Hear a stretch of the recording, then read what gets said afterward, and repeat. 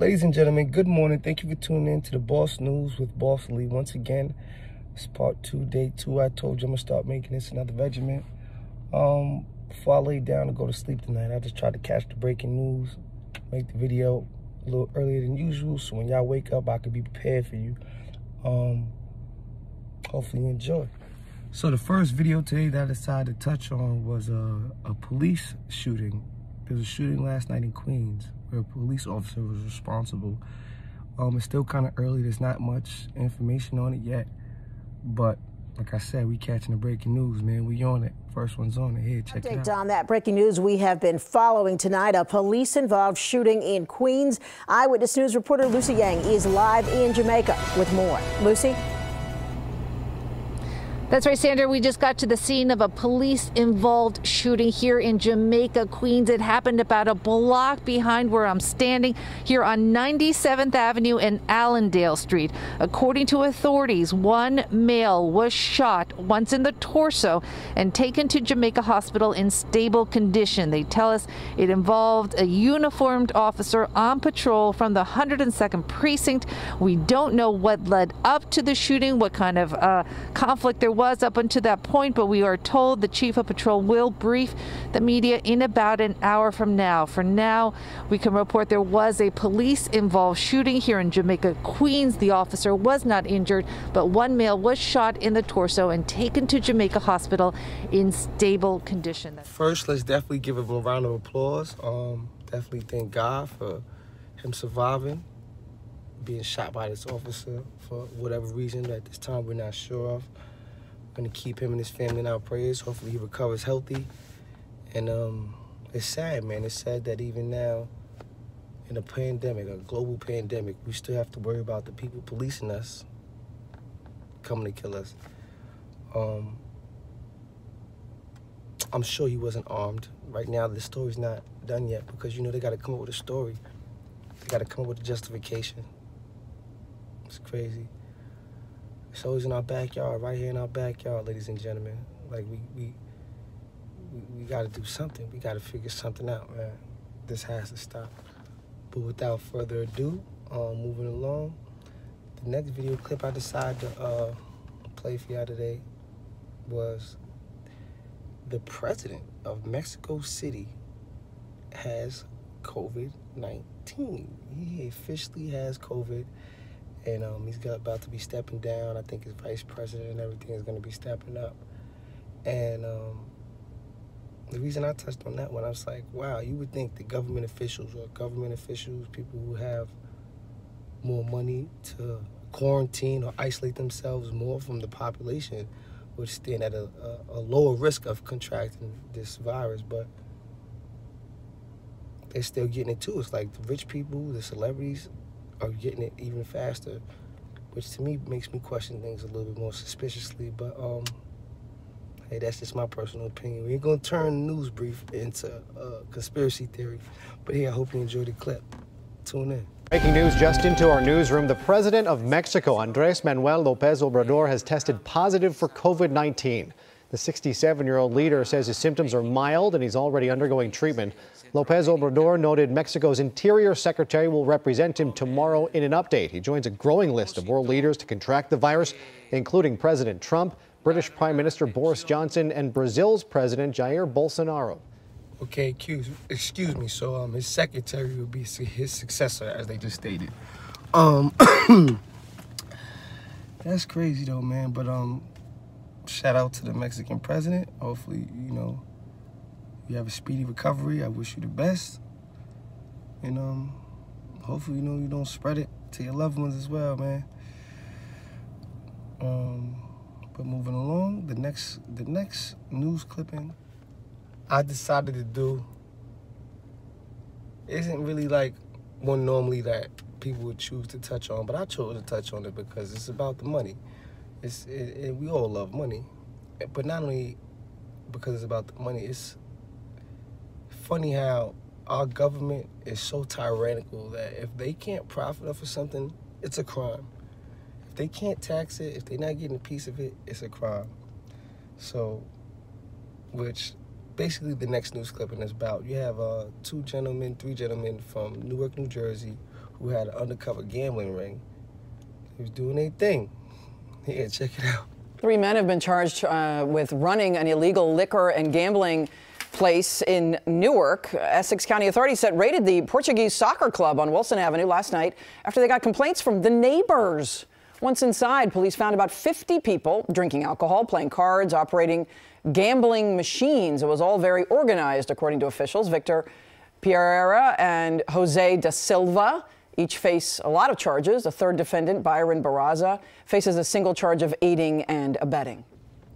Now, come on, look at those guys. They look harmless. They're kind of old. They're older. They're not out there hurting nobody. They're actually in an establishment trying to make a couple dollars, having a good old time. But Mr. Uncle Sam wasn't getting his cut.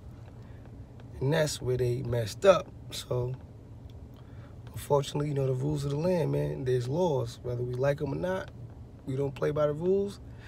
They have a place for people like that. Good luck to them in their case. Hopefully with that money they made, they could hire a great attorney.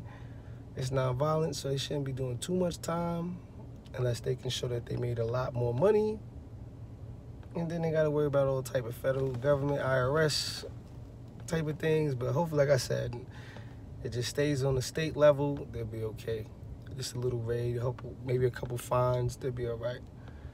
And this next news clipping is absolutely repulsing. And I say that because there was a woman or somebody who left a baby. It wasn't a woman, I don't know. I think it was a guy probably. But somebody left a baby in the middle of the street after a hijacking. So apparently a car was hijacked. There was a baby in the backseat. And instead of just getting out the car or bringing the car back, they took the baby out and left the baby in the middle of the street. At 9, a baby found on the street after a carjacking, and security video shows an Amazon delivery driver finding that baby earlier this week. Now the driver is speaking only to ABC 13. I say, there is a baby on the side of the street, and they told me, are you kidding me? Yeah, there is a baby. And they come with me, and I show the baby. And you can see here surveillance video shows that Amazon driver finding the child on the side of the road, still in a car seat. It all started when someone carjacked a vehicle in the 300 block of Sunnyside on Monday. Juan Carlos Flores says he was doing his normal rounds when he spotted that child. He notified several neighbors who took the child in and then called police. But as he continued his rounds, he spotted officers in the area. I asked the police if he's looking for a baby. And he said, yes, we're looking for a baby. Where is the baby? Okay, I said to the police, come with me and follow me. I'm going to show you where is the baby. Wow, pretty crazy story here. So Flores says he is a parent himself. When he saw the child, all he could think about was the baby's own parents. So when I saw the baby, I wanted like cry. Because I think I don't want to be in that case of the parents of the baby. I don't want to be, no, it's terrible. Yeah, I'm sure any parent would feel the same way. The good news, the child was reunited with his mother and is safe. Flores says he's glad he was there at the right time. You know, we got to give a big shout out to that Amazon driver for actually being a civilized human being who didn't just look and drive by, who didn't just look, pull out their phone and scream World Star or try to record it for views. He actually did something. He actually helped out. So big shout out to that Amazon driver. And thank God that child made it back to their family safely.